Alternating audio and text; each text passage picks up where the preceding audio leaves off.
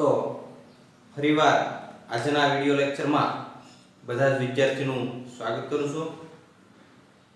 આજે મિત્રો આપણે ત્રુટીઓના બીજા કેટલાક પ્રકારો છે એની વિશે વાત કરવાની છે અને એની પર આધારિત છે એ દાખલો છે એ સોલ્વ કરવાનો છે। તો છેલ્લે આપણે ત્રુટીઓના પ્રકારો જોયા હતા। વ્યવસ્થિત ત્રુટી, અવ્યવસ્થિત ત્રુટી, લઘુત્તમ માપ ત્રુટી, બરોબર। પછી એના પેટા પ્રકાર વિશે પણ આપણે ચર્ચા કરી હતી। આ પ્રકાર આપણે એવા જોવાના છે કે એના ઉપર આપણે આધારિત છે દાખલાઓ પણ સોલ્વ કરી શકીશું મિત્રો।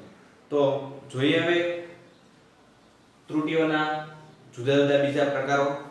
એમાં છે નિરપેક્ષ ત્રુટી, સાપેક્ષ ત્રુટી અને પ્રતિશત ત્રુટી। આ ત્રણે ત્રણ પ્રકારોના આધારે આપણે કોઈ ભૌતિક રાશિનું અવલોકન લીધા પછી એનું સાચું મૂલ્ય, એનું મૂલ્ય કેટલું છે તો ત્રુટી સહિતનું મૂલ્ય એનું નક્કી કરી શકીએ છીએ। તો સૌપ્રથમ આપણે ધારો કે કોઈ એક ભૌતિક રાશિ છે એનું અવલોકન કરીએ છીએ મિત્રો। દાખલા તરીકે કોઈ એક ભૌતિક રાશિ છે, બરોબર, એ નામની કોઈ રાશિ છે, બરોબર, એનો આપણે અવલોકનો લઈએ છીએ। પ્રયોગશાળાની અંદર આપણે જુદા જુદા એના અવલોકનો લઈએ છીએ। એ અવલોકનો દાખલા તરીકે a1, a2, a3, a4 up to an સુધી આપણે મળે છે।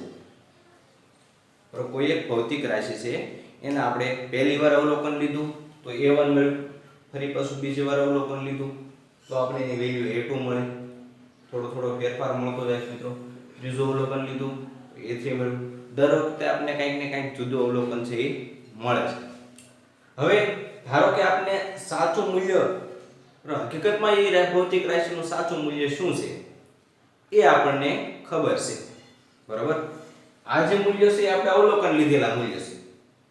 ભૌતિક રાશિ એકની એક છે પરંતુ આપણે એના જુદા જુદા અવલોકનો લીધા છે, બરાબર। દાખલા તરીકે કોઈ એક બારી છે તો કોઈ એક વસ્તુ છે એની આપણે લંબાઈ માપી છે તો પહેલી વાર આપણે એક અવલોકન લીધું, એની જ વસ્તુનું ફરીવાર પાછી બીજી વાર અવલોકન લીધું, ત્રીજી વાર અવલોકન લીધું, એમ જુદી જુદી વખત અવલોકન લેતા આપણે જુદા જુદા મૂલ્યો મળે છે। હવે એનું કોઈ સાચું મૂલ્ય તો ફિક્સ હશે જ તે, બરોબર। તો ધારો કે આપણે એનું સાચું મૂલ્ય જાણીએ છીએ, અથવા જો સાચું મૂલ્ય જાણતા ન હોય મિત્રો તો જ્યારે પણ તમને આવા દાખલા આપ્યા હોય અને સાચું મૂલ્ય આપ્યું ન હોય તો ત્યારે આપણે એના દરેક અવલોકનો છે એનું સરેરાશ મૂલ્ય છે એને સાચા મૂલ્ય તરીકે સ્વીકારીશું, બરોબર। જ્યારે પણ સાચું મૂલ્ય આપ્યું ન હોય તો શું કરવાનું, તો એ બધા અવલોકનોનું સરેરાશ મૂલ્ય મેળવવાનું। સરેરાશ મૂલ્ય મેળવતા મિત્રો આપણે આવડે છે, જેટલા અવલોકન આપે બધા અવલોકનોનો સરવાળો ભાગ્યા અવલોકનોની સંખ્યા, એને આપણે એનું સરેરાશ મૂલ્ય કહીએ છીએ। એટલે સાચું મૂલ્ય, ધારો કે આપેલ સાચું મૂલ્ય એ છે, બરાબર। આપણે ધારી લઈએ કે આપેલ ભૌતિક રાશિ છે એનું સાચું મૂલ્ય છે એ છે। બીજું એ પણ નોટ ડાઉન કરીએ કે જો સાચું મૂલ્ય ન ખબર હોય, સાચું મૂલ્ય ન આપ્યું હોય તો અવલોકનોની સરેરાશ, અવલોકનોની સરેરાશ એ સાચું મૂલ્ય થશે, બરોબર। ધારો કે આપણે એનું સાચું મૂલ્ય આપ્યું નથી પરંતુ આપણે અવલોકનો આપી દીધા છે તો એ દરેક અવલોકનોની સરેરાશ વેલ્યુ જે આપણે મળશે એ ભૌતિક રાશિનું આપણે સાચા મૂલ્ય તરીકે ગણતરીમાં લઈશું। અહીંયા ધારો કે આપણે આપી દીધું છે એ, બરાબર। તો હવે દરેક અવલોકનોની નિરપેક્ષ ત્રુટી આપણે પહેલા મેળવીએ, બરાબર। સૌપ્રથમ આપણે વાત કરીએ નિરપેક્ષ ત્રુટીની। તો નિરપેક્ષ ત્રુટી શું છે? નિરપેક્ષ ત્રુટી કોઈ પણ અવલોકનની નિરપેક્ષ ત્રુટી એટલે શું, બરાબર, અને તે કેવી રીતે મેળવે? તો કોઈ પણ અવલોકનની નિરપેક્ષ ત્રુટી એનો મતલબ કે એ અવલોકનનું સાચું મૂલ્ય માઈનસ એ અવલોકન, બરાબર, તે ભૌતિક રાશિનું સાચું મૂલ્ય માઈનસ એ અવલોકન, એને તમે બાદ કરશો, બરાબર। સાચા મૂલ્યમાંથી વ્યક્તિગત મૂલ્ય અવલોકન અથવા તેને આપણે વ્યક્તિગત મૂલ્ય કહીએ છીએ, તો એને આપણે નિરપેક્ષ ત્રુટી કહીએ છીએ। દાખલા તરીકે અમારે પહેલા અવલોકનની નિરપેક્ષ ત્રુટિ મેળવી છે, બરાબર. નિરપેક્ષ ત્રુટિને આપણે ડેલ્ટા a વડે દર્શાવીએ છીએ. તો નિરપેક્ષ ત્રુટિ એટલે મિત્રો કે સાચું મૂલ્ય માઈનસ વ્યક્તિગત મૂલ્ય, એટલે કે જે આપણે અવલોકન લીધું એ અવલોકનનું મૂલ્ય, તો એને આપણે નિરપેક્ષ ત્રુટિ કહીએ છીએ. દાખલા તરીકે મારે પહેલા અવલોકન માટે નિરપેક્ષ ત્રુટિ મેળવી છે. આ a1 માટે નિરપેક્ષ ત્રુટિ મેળવી છે. હવે a1 ની નિરપેક્ષ ત્રુટિ, તો નિરપેક્ષ ત્રુટિને આપણે આગળ ડેલ્ટા સંજ્ઞા આપણે દર્શાવશું. દાખલા તરીકે પહેલા અવલોકનની નિરપેક્ષ ત્રુટિ એને ડેલ્ટા a1 કહેવાય, બીજા અવલોકનની નિરપેક્ષ ત્રુટિ તો ડેલ્ટા a2 કહેવાય, ત્રીજા અવલોકનની નિરપેક્ષ ત્રુટિ તો ડેલ્ટા a3 કહેવાય. ખ્યાલ આવ્યો? તો પહેલા અવલોકનની નિરપેક્ષ ત્રુટિ એટલે શું? તો એના બરાબર આવશે સાચું મૂલ્ય એટલે કે a, સાચું મૂલ્ય આપણે એ આપ્યું છે તે ભૌતિક રાશિ, અને માઈનસ પહેલા અવલોકનની નિરપેક્ષ ત્રુટિ છે એટલે પહેલું અવલોકન આવશે, વ્યક્તિગત અવલોકન અહીં q લેશું આપણે પહેલું. એવી જ રીતે ડેલ્ટા a2 તો શું આવશે મિત્રો? a minus a2. બધામાં સાચું મૂલ્ય તો a જ રહેશે આપેલ ભૌતિક રાશિ માટે. એટલે ડેલ્ટા a3 બરાબર શું આવશે? તો a માઈનસ a3. તો આ રીતે n માં અવલોકન સુધી તમે જાઓ મિત્રો, તો ડેલ્ટા an બરાબર a માઈનસ a. તો આ આપણને દરેક અવલોકનની નિરપેક્ષ ત્રુટિ મળશે. ખ્યાલ આવ્યો? નિરપેક્ષ ત્રુટિ કોને કહેવાય? તો સાચા મૂલ્યમાંથી વ્યક્તિગત મૂલ્ય એટલે કે જે અવલોકન આપણે લીધું એ અવલોકનના મૂલ્યને બાદ કરવામાં આવે તો તમને નિરપેક્ષ ત્રુટિ મળે છે. બીજું મિત્રો, નિરપેક્ષ ત્રુટિ હંમેશા ધન જ હોય.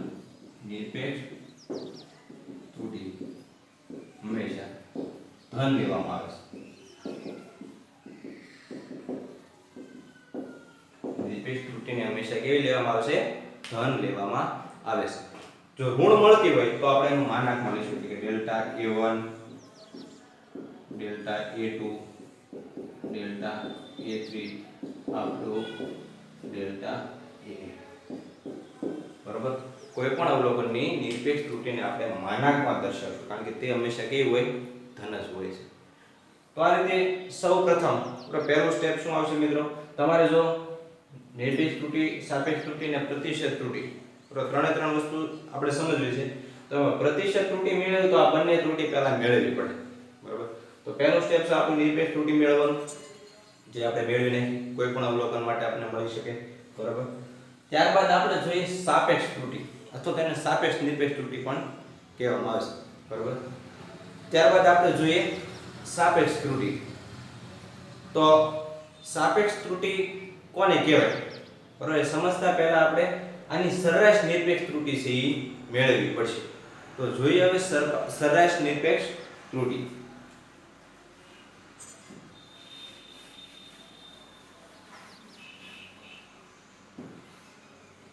અહીંયા જ લખું છું કે સરેરાશ નિરપેક્ષ ત્રુટિ કોને કહેવાય?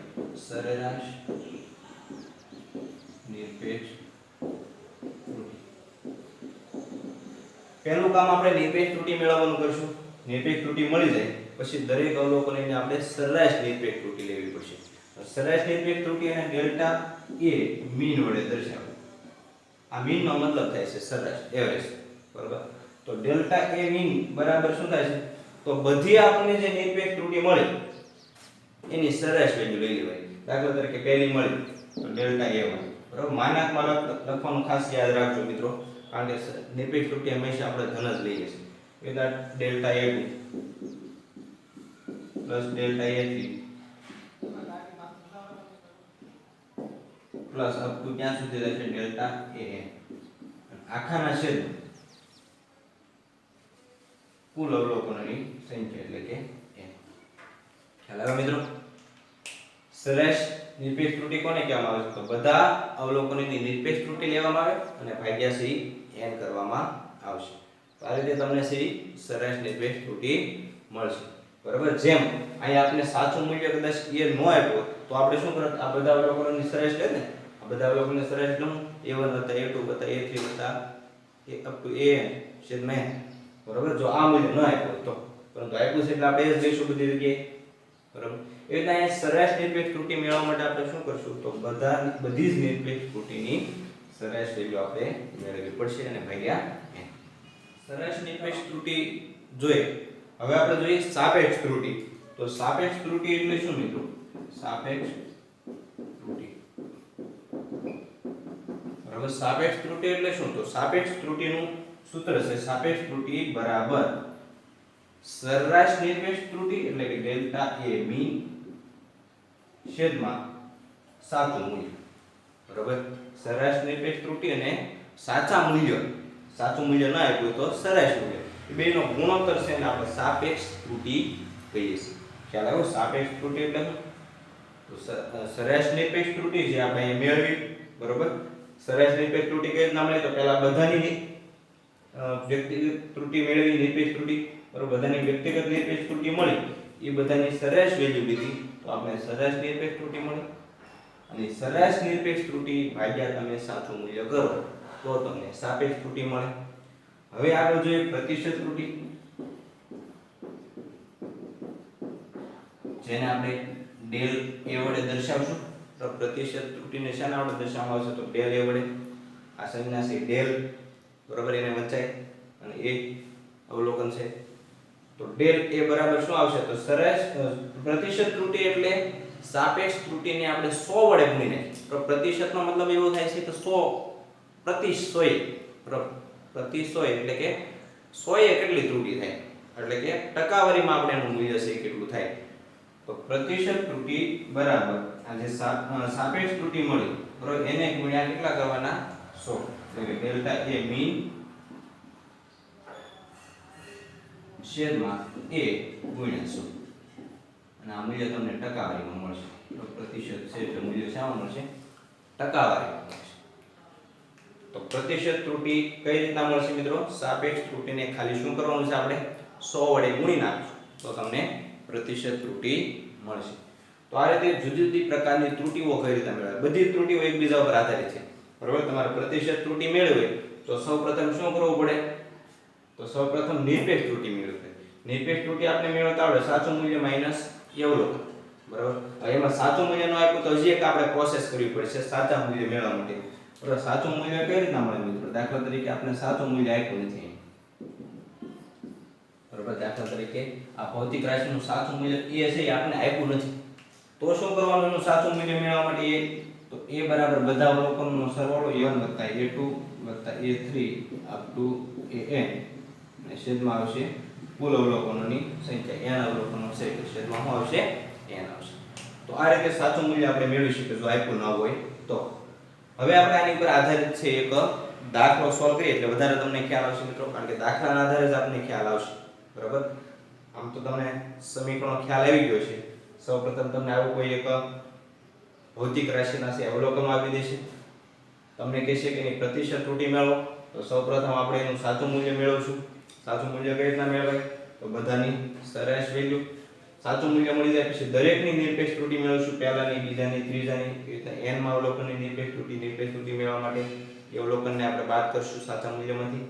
ત્યારબાદ સરેરાશ નિરપેક્ષ ત્રુટી મેળવશું, એની માટે શું કરશું? તો આ બધી જે નિરપેક્ષ ત્રુટી મળે એની આપણે કઈ વેલ્યુ લઈશું? સરેરાશ વેલ્યુ લઈશું. ત્યારબાદ સાપેક્ષ ત્રુટી, તો સાપેક્ષ ત્રુટી માટે આ સરેરાશ નિરપેક્ષ ત્રુટી ભાગ્યા સાચું મૂલ્ય કરશું અને પછી પ્રતિશત ત્રુટી મેળવવા માટે આપણે એને 100 વડે ગુણશું. જોઈએ એના પર આધારિત એક ઉદાહરણ. બરોબર,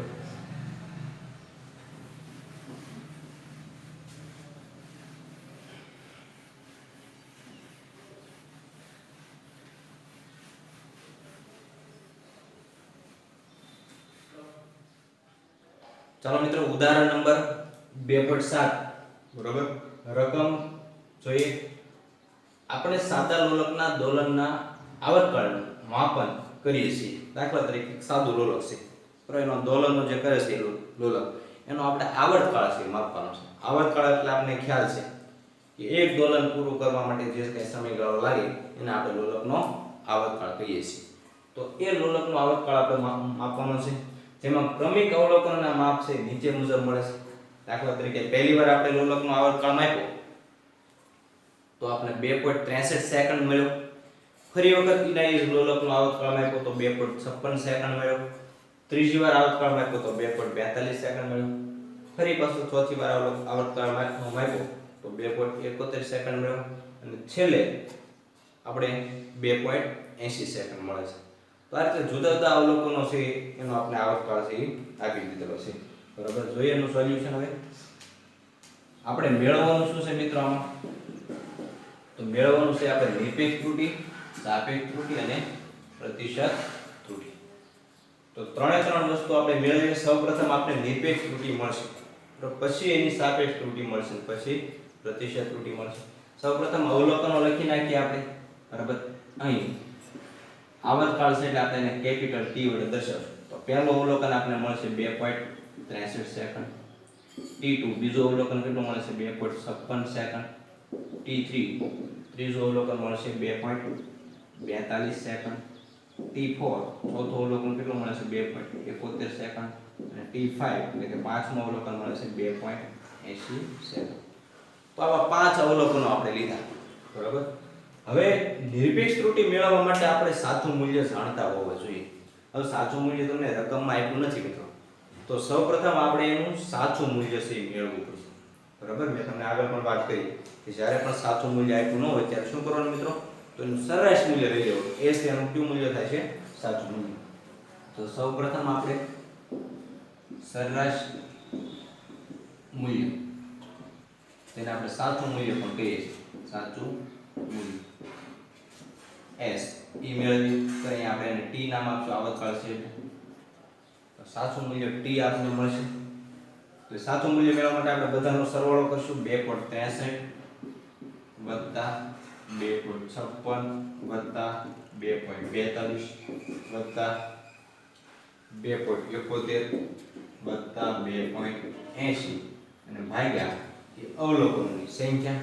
તો ટોટલ કેટલા અવલોકનો છે? 1 2 3 4 અને 5. એટલે ભાગ્યા કેટલા આવશે? 5. કેલ્ક્યુલેટર દ્વારા મિત્રોનો તમે સાદુરૂપ આપશો તો આ બધાનો સરવાળો છે એ તમને 13.12 મળશે અને ભાગ્યા અવલોકનોની સંખ્યા 5 છે.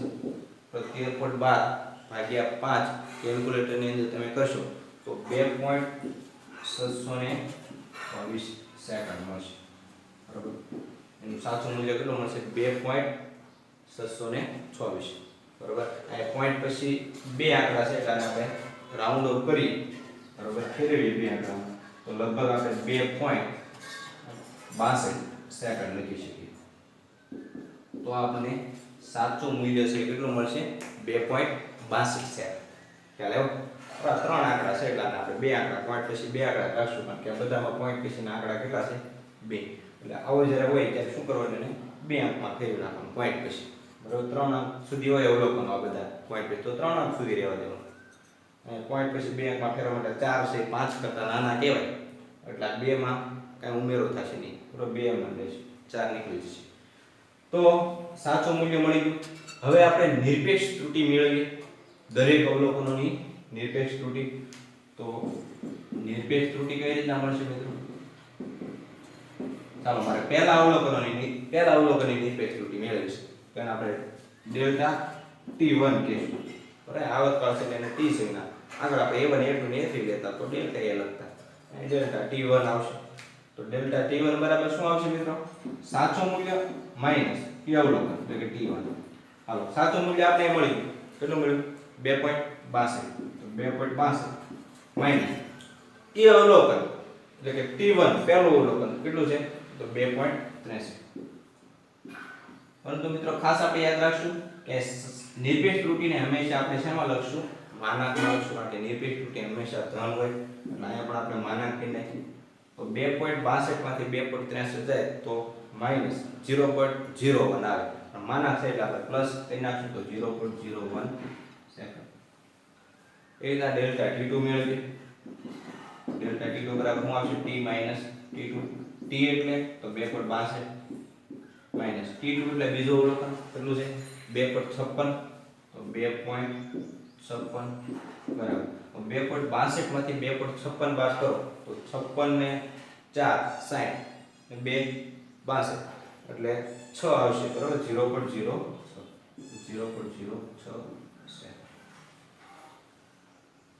આવી જ રીતે ત્રીજા અવલોકન માટે આપણે નિરપેક્ષ ત્રુટિ મેળવીએ. તો ડેલ્ટા T3 બરાબર T માઈનસ T3 આવશે.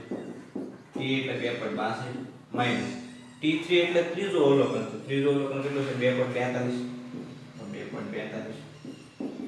હવે 2.62 માંથી 2.42 બાદ કરો તો 2 માંથી 2 જાય તો 0, 6 માંથી 4 જાય તો 2, બરાબર, 0.20 સેકન્ડ. તો ત્રીજા અવલોકન માટે આપણે નિરપેક્ષ ત્રુટિ મળી ગઈ. ચોથા અવલોકન માટે નિરપેક્ષ ત્રુટિ શું આવશે? T - T4 બરાબર કેટલા આવશે? તો 2.62 માઈનસ 2. ચોથું અવલોકન કેટલું છે? 71. તો 2.71 બરાબર. હવે 2.71 માંથી 2.62 બાદ કરીએ આપણે તો 11 અહીંયા દીધું 10 બરાબર. 11 માંથી 2 જાય તો 9, અહીંયા વિદ્યા 6 માં 6 0 એટલે 0.09 સેકન્ડ આવશે મિત્રો, બરાબર. માઈનસ આવે છે પણ માનાક છે એટલે કેવાથી રહેશે? પ્લસ. એટલે T5 મેળવીએ આપણે તો T - T5 બરાબર, ડેલ્ટા T5 એટલે પાંચમા અવલોકન માટે નિરપેક્ષ ત્રુટિ કેટલી આવશે? તો 2.65 સાચું મૂલ્ય માઈનસ પાંચમું અવલોકન કેટલું છે? તો 2.80. સાદુરૂપ આપી 2.80 માંથી 2.62 બાદ કરવાના છે. 62 ને 8 70 થાય એટલે 18, તો 0.18. તો આ રીતે આપણને દરેક અવલોકનોની નિરપેક્ષ ત્રુટિ મળી ગઈ જે આપણે રકમની અંદર માંગી છે, બરાબર. નિરપેક્ષ ત્રુટિ. હવે આપણે મેળવી છે સાપેક્ષ ત્રુટિ, બરાબર. તો સાપેક્ષ ત્રુટિ મેળવવા માટે આપણે હજુ એક કઈ ત્રુટિ મેળવવી પડશે? તો આ બધાની સરેરાશ નિરપેક્ષ ત્રુટિ છે એ મેળવવી પડશે. તો પહેલા આપણે છે સરેરાશ નિરપેક્ષ ત્રુટિ છે એ મેળવી નાખીએ, બરાબર. સરેરાશ નિરપેક્ષ ત્રુટિ મેળવવા માટે મિત્રો આપણે આ બધાનો સરવાળો કરવો પડશે. એટલે કેલ્ક્યુલેટરની અંદર તમે આ બધાનો સરવાળો કરી નાખો અને ભાગ્યા અવલોકનોની સંખ્યા એટલે 5 આવશે, બરાબર. તો અહીંયા લખું છું સાઈડમાં કે સરેરાશ નિરપેક્ષ ત્રુટિ. ચાલો, સરેરાશ નિરપેક્ષ ત્રુટિ એટલે શું આવશે? તો બધા અવલોકનોનો સરવાળો જે તમને નિરપેક્ષ ત્રુટિ મળી એ બધી જ નિરપેક્ષ ત્રુટિની આપણે સરેરાશ વેલ્યુ લેવાની છે. એટલે 0.01 વત્તા 0.06 વત્તા 0.20 વત્તા 0.09 વત્તા 0.18 અને ભાગ્યા કેટલા આવશે? 5. ચાલો મિત્રો, આનો સરવાળો કરવાનો છે તમારે, બરાબર. આ 5 એ 5 અવલોકનો અને એને ભાગ્યા 5 કરો કેલ્ક્યુલેટર દ્વારા તો કેટલા આવશે? ભાગ્યા 5 આવશે, બરાબર. 0.54 ભાગ્યા 5 ભાગ્યા 5 કરશો તો 0.11 સેકન્ડ આવશે. તો આપણે સરેરાશ નિરપેક્ષ ત્રુટિ, બરાબર, એટલે કે ડેલ્ટા T મળી ગઈ. સરેરાશ નિરપેક્ષ ત્રુટિ મળી ગઈ. હવે એના આધારે આપણને સાપેક્ષ ત્રુટિ મળી જાય મિત્રો. તો મેળવીને સાપેક્ષ ત્રુટિ, બરાબર. આની કઈ જરૂર નથી એટલે આ કાઢી નાખું છું.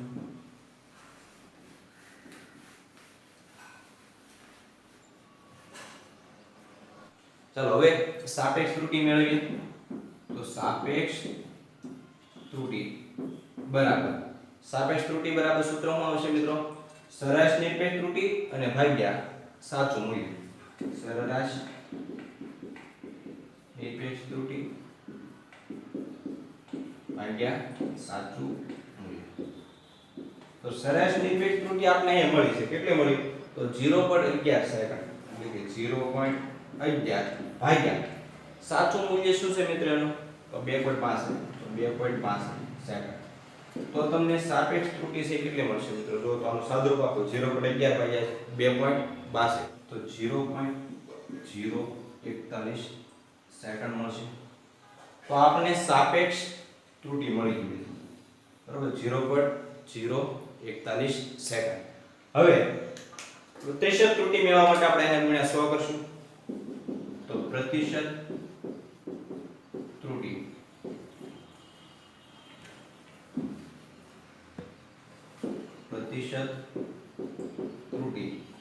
બરાબર એને આપણે ડેલ A વડે નહીં ડેલ T વડે દર્શાવશું. તો ડેલ T બરાબર શું આવશે? તો સાપેક્ષ ત્રુટિ ગુણ્યા 100 સાપેક્ષ ત્રુટિ આપણે મળી 0.041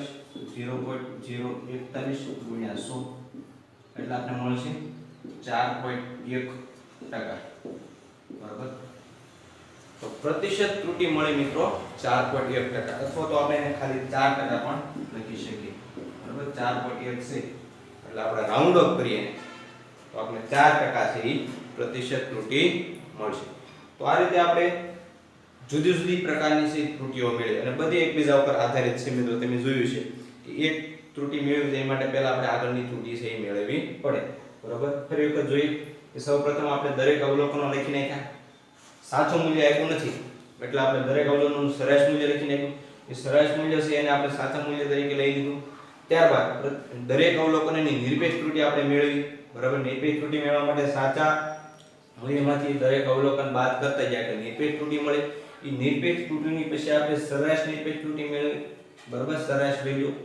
અને ત્યારબાદ સાપેક્ષ ત્રુટિ મેળવવા માટે આપણે સરેરાશ નિરપેક્ષ ત્રુટિની કિંમત મૂકી અને ભાગ્યા સાચું મૂલ્ય કર્યું તો આપણને સાપેક્ષ ત્રુટિ મળી ગઈ. અને સાપેક્ષ ત્રુટિને આપણે 100 વડે ગુણી નાખ્યા તો આપણે પ્રતિશત ત્રુટિ, અને પ્રતિશત ત્રુટિ છે એટલે પાછળ આપણે ટકાવારીમાં દર્શાવવું પડે. તો આ રીતે જુદી જુદી ત્રુટિ ઉપર આધારિત છે આપણે દાખલો ગણ્યો. મિત્રો આવા અલગ અલગ સાહિત્યમાં બીજા પણ દાખલાઓ હશે તો તમે તમારી સાથે છે ગણવાનો પ્રયત્ન કરજો. ચાલો આજના લેક્ચરમાં બસ